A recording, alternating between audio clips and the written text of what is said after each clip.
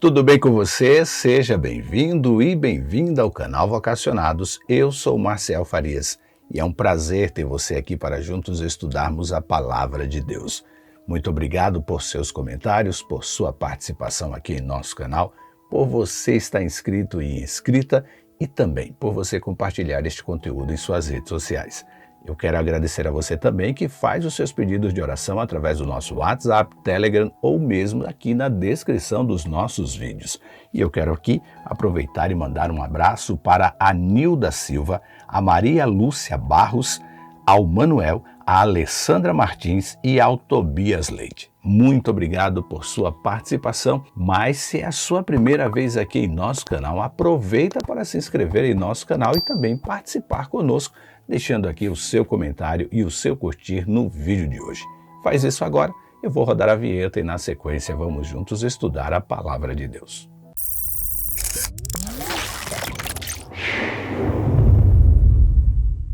Diz a Bíblia: depois destas coisas, Deus pôs a Abraão à prova e lhe disse: Abraão, e ele respondeu: eis-me aqui. E Deus continuou: pegue o seu filho, o seu único filho, Isaque, a quem você ama, e vá à terra de Moriá. Ali, ofereça-o em holocausto sobre um dos montes que eu lhe mostrarei. Gênesis 22, versículo 1 e 2. Vamos começar o nosso estudo hoje sendo sinceros. Quando você lê o capítulo 22 do livro do Gênesis pela primeira vez, qual foi a pergunta que você fez? Por um acaso foi: por que Deus fez um pedido para Abraão assim tão estranho? Isaque não era o filho da promessa?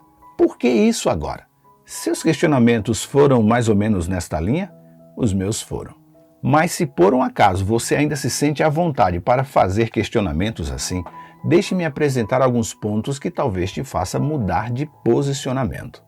Creio que o segredo para entender a narrativa de Gênesis 22 está no começo do capítulo, quando lemos: depois destas coisas, Deus pôs Abraão à prova. Que coisas aconteceram antes que habilitaram Abraão a ser testado por Deus de forma tão intensa e impensada aos olhos de cristãos do ano de 2022 que vivem aqui no Ocidente? Bem, para descobrirmos quais, precisamos voltar alguns capítulos no livro do Gênesis e encontrar a Abraão vivendo experiências incríveis com Deus. O Todo-Poderoso apareceu a ele em sonho, visões, visitou sua casa, comeu com ele, repreendeu ele e a sua esposa, o livrou dos inimigos, o tornou conhecido em toda a região e cumpriu todas as promessas que fez a ele. Se você se sentir curioso para saber como Abraão foi abundantemente abençoado por Deus, leia a história completa deste patriarca no livro do Gênesis a partir do capítulo 12, onde Deus o chama ali para sair de Ur dos Caldeus, até ao capítulo 25, quando ele enfim morre, e você se surpreenderá com o relacionamento que ele cultivou com Deus. É inspirador. Mas o depois destas coisas de Gênesis 22:1 pode ser facilmente relacionado com os fatos que são descritos a partir do capítulo 18, quando o Senhor então aparece a Abraão ali em Manre e lhe anuncia que Sara enfim conceberia o filho da promessa e que ao sair dali ele seguiria para Sodoma e Gomorra para destruí-las. Nesta porção da Bíblia, encontramos a Abraão intercedendo pelo povo das duas cidades, se alegrando com o nascimento de Isaque, mandando Agar e Ismael embora e fazendo um pacto com Abimeleque, onde ele o abençoa, cumprindo parte da missão a que foi chamado por Deus, lá de Gênesis 12:3. Foi só depois destas coisas que Deus pôs Abraão à prova. Quanto tempo passou do nascimento de Isaque até o teste na região do Moriá, a Bíblia não diz. Mas segundo o historiador Flávio Joséfo, acredita-se que Isaque tinha cerca de 25 anos quando aconteceu aquele chamado. Já na tradição rabínica, por ocasião do pedido feito por Deus, a idade de Isaque seria de 37 anos. A verdade é que a idade de Isaque não é o que nos importa hoje, mas o fato de Abraão ter tido ali um tempo relativo longo até a idade adulta do filho para desenvolver mais o seu relacionamento com Deus, ao ponto de saber distinguir claramente a voz do seu Deus assim que a ouvisse. O seu relacionamento chegou ao mesmo patamar que tinha Adão e Eva no Éden.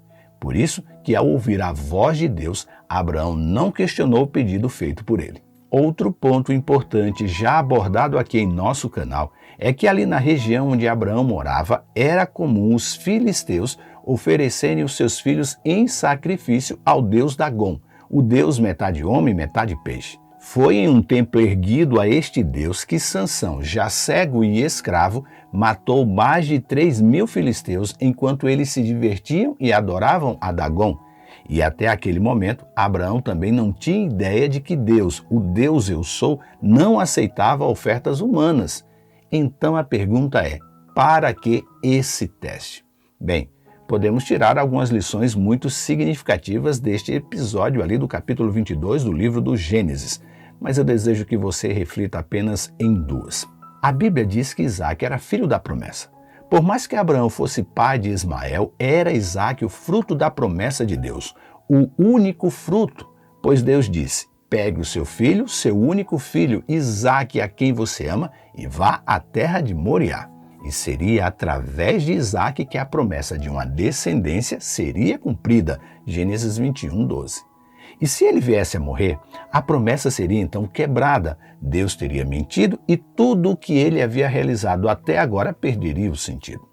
Abraão sabia disso e não teve dúvida de que Deus haveria de manter a sua promessa, mesmo que ele levasse a cabo a ordem divina de matar o seu filho. Se Isaac fosse morto, Abraão cria que Deus era poderoso o suficiente para resolver a situação. Por isso, podemos observar a disposição de Abraão em entregar o seu único filho em holocausto sem questionar, demonstrando assim uma grande confiança, fidelidade e obediência ao Senhor. Paulo descreveu esse passo de fé de Abraão assim: Abraão considerou que Deus era poderoso até para ressuscitar Isaque dos mortos, Hebreus 11:19. Não à toa, ele é o pai da fé. Essa é a primeira lição que tiramos do pedido de Deus a Abraão. A segunda lição, que vale a reflexão, é que Deus usou o teste em Moriá para que Abraão pudesse vislumbrar o sacrifício substitutivo de Jesus. E quando Abraão levanta a faca para cumprir a ordem de Deus, o anjo do Senhor o impede e mostra o cordeiro entre os arbustos que substituiria a Isaque. Naquele monte, no altar que Abraão ergueu, o cordeiro providenciado por Deus foi morto e queimado para poupar a vida de Isaque, prefigurando e apontando para o Cordeiro de Deus que tira o pecado do mundo, de João 1:29. E Abraão e Isaque precisavam viver essa experiência para compreender a grandeza e importância do sacrifício de Jesus para pagar o preço exigido pelo pecado para redimir a raça humana.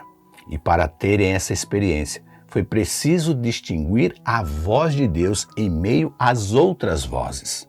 Hoje, precisamos ter uma vida relacional com o Senhor para que, em meio às tentações, possamos ouvir a sua voz e deixar que Ele nos conduza pelo deserto das tentações.